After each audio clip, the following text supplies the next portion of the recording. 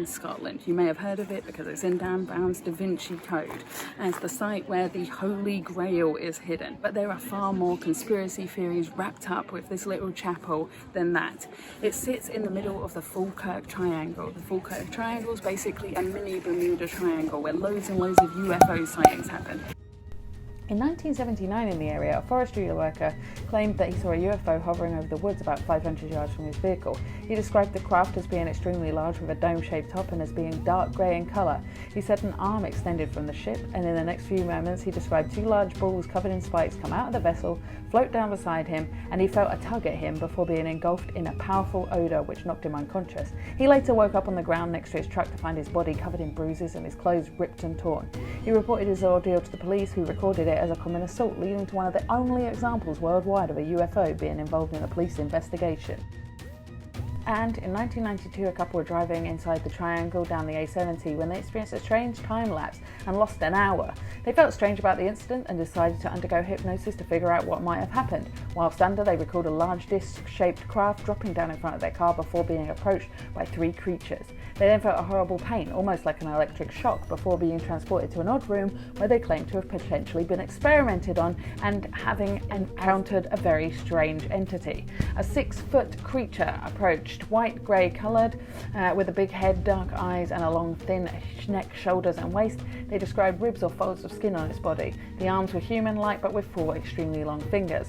Once classified documents released by the British government in 2012 revealed the Ministry of Defence had taken this alien abduction so seriously they actually investigated it and filed an official report. People think it is the site of a portal or a gateway into other dimensions. There's a series of little cubes in the masonry inside that are apparently octaves which can open this gate, and some people know how to do that. A Scottish composer thinks he cracked the code of the cubes after 20 years of working on it, and that the musical composition is actually an old Celtic nursery rhyme. But I believe there's more to this, and if played correctly they might open a portal to another dimension. It has been said that all dimensional levels send in wavelengths that are equated to octaves, so if a certain frequency was used it may open an entrance to another dimension, lower or higher.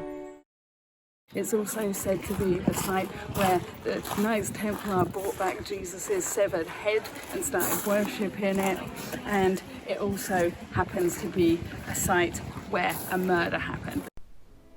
According to myth, the master mason's apprentice carved a pillar in the chapel while his master was away on a long journey. The apprentice dreamt about the pillar, and when the work was completed it outshone his master's work by far. When the master returned and saw the fine work, he killed the apprentice in a fit of jealousy. There's so much bizarre things that happen here inside this church. My own theory is that the church is actually upside down.